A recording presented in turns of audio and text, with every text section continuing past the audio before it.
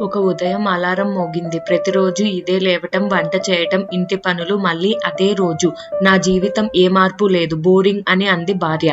అప్పుడే భర్త నిద్ర లేవడంతో ఏమైంది, ఇలా బాధపడుతున్నావ్ అన్నాడు. రోజు అదే పనులు, అదే అలసట, జీవితమే బోరింగ్ గా మారింది అంది.